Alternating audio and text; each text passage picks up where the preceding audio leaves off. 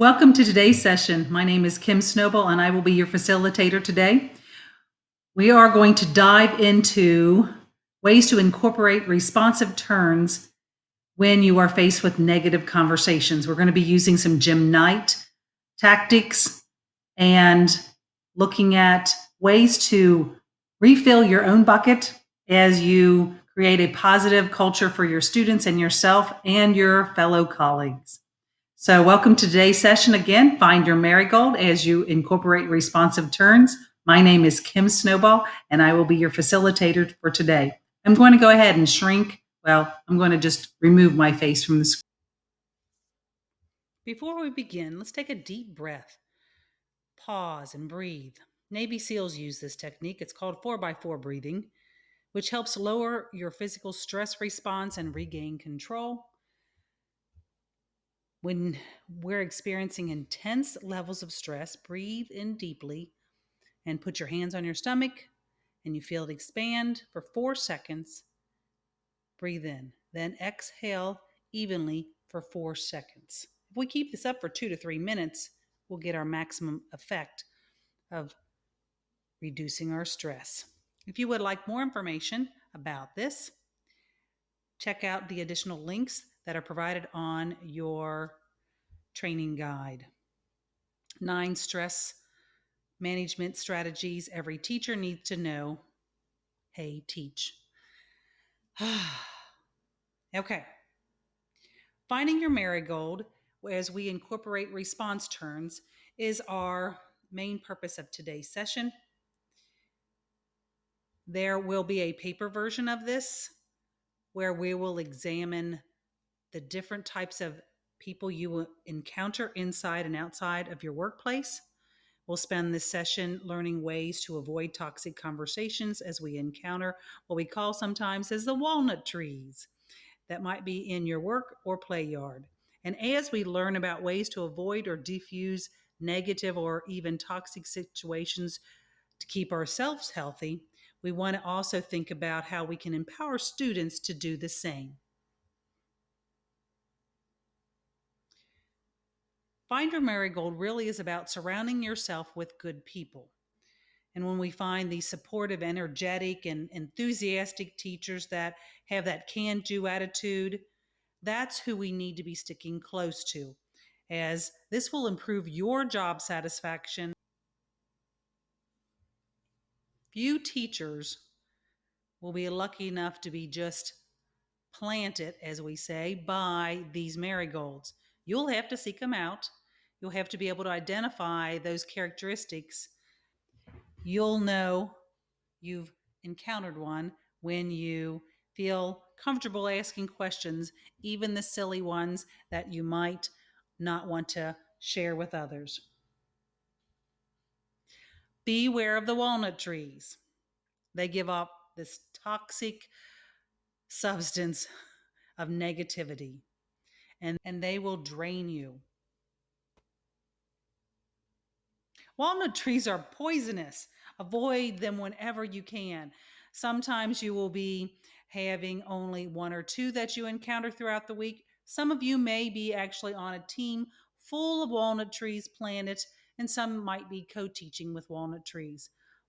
Just know that we will have strategies to help support you, and you will need to keep seeking out your marigold. Toxic conversation tactics called responsive turns are ways that we can redirect potentially toxic and unhealthy conversations. Deborah Kolb and Judith Williams suggest that we even can shape cultures by redirecting these conversations away from these unhealthy topics like gossip or other forms of destructive comments by using communication maneuvers. And these responsive turns or tactics are ways that we can support healthy choices. And here they are. If you get involved in a toxic conversation, there are 4 ways that we can actually diffuse it or avoid it. We can interrupt, We can name it, we can correct it, or we can divert it. So when we're looking at interrupting it, we want to do something like cutting off that negative conversation before it even begins. And it could be something as simple as saying that you're going to be late, you have to go, and removing yourself from that situation. If we're going to name it, this is going to take a little bit of more finesse. We want to describe what is going on so everyone can kind of see that we're kind of in that complaining mode. We can say, I can just feel that you keep complaining about kids. We're never going to get to a positive zone, or we're never going to come up with anything useful if we just sit around complaining. So maybe it's about naming that in up front and saying this is a zone where we're not complaining. We're just going to be discussing the facts. We also can do something like just correct it, because sometimes that information is just plain old false. So clarifying a statement that is not true is very, very helpful in getting everyone back on that right positive train. Something like, I was at the meeting and I heard so and so say this, and this is actually a plan. Many times if I hear some negativity out in the public, I can try to help them see the other side, that maybe they don't have all the facts, and try to correct that. The last one is divert, moving that conversation into a different direction. So if there's some negativity and they're starting to have some gossip, then we change that topic and move to something that's very positive. These 4 very simple tactics should be in your toolbox all the time, because we are in a situation sometimes where there is a lot of stress, especially if you're a new teacher, and others that are toxic like to find people that they can influence and bring them to the dark side. And we want to stay in the light. That's how our marigolds will flourish and grow. So, again, be aware of the walnut trees. So you will have an opportunity at the end of this video to read about the walnut trees and use these tactics to diffuse that situation or redirect it or change and correct by reading about it, or you can engage in an interactive Google slide deck that will open up chests, and inside each chest there will be either a marigold or a walnut, and then you will use those recommended tactics and turns to disengage from that toxic conversation with the walnut trees. And so those are the 2 options. If you just like the paper version and want to read about it, then you have that choice. We'll give you the link. It will be found on the training guide, as well as if you want to engage in the Google Slides, where you will have to go into present mode and open up each chest and see what type of person you're going to encounter that day. As we create environments that help us build a very positive culture that we work in and live in, we also want to make sure that we help students find their marigolds. And so as we think about what tactics and what response turns students can use, sometimes it's just about um, being aware as middle school and high school students that the marigolds are out there, and there are also walnut trees. If they're middle school and high school students, it might be just sharing these toxic conversation tactics so they too can infuse them when they're putting into situations so they can interrupt, name, correct, or divert. If you are working with younger students, you might want to engage in these grade appropriate scenarios where students begin to respond using a sentence starter that could help engage students in online discussions. If you have the ability to annotate in a virtual setting, whether you're using something such as Mentimeter or Poll Everywhere, students could engage in by texting how they would handle a situation.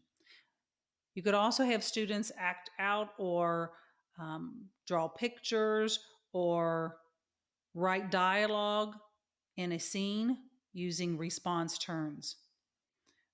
The more opportunities students have to create the positive environment, the more tools they have when they encounter, and the more confidence they have when they are faced with a negative situation. So, in this resource, Marigold's Student Reflections, the author describes the effects of walnut trees on growing vegetables in the real world. This allows students to make these connections to toxic environments, but in a very safe setting to avoid some social emotional triggers. For instance, one of the prompts asks, why do gardeners avoid planting vegetables near walnut trees? We can also ask about why should people be careful of walnut tree friendships? The article and the author prompts the students to explain the comparisons of marigolds to a friend and why are marigolds important in our friendship. So this very short activity can help our younger students reflect on what they need to look for in a true friend so that they are truly surrounding themselves with marigolds. Remember, we all need marigolds. We all need marigolds. And so, for us to grow and live in this wonderful environment of teaching, it's about surrounding yourself with those positive relationships and positive people that will help you grow into the best teacher and the best colleague. You have now completed step one, watching the video. Remember that within step one, there are some additional resources that you can use to de stress yourself, or 10 simple steps for reducing toxic stress in the classroom with students. Move to step two, where you have the links to choose which particular activity you would like to do. And then at the end, don't forget you need to complete the end of training quiz, where there will be questions about the resources, about the video, and the activities. One final note, please make sure you put your email in correctly. The simplest typo will redirect that email to a different location that you will not have access to. And so you'll have to go back in and retake the assessment. If you have any questions, please feel free to reach out. And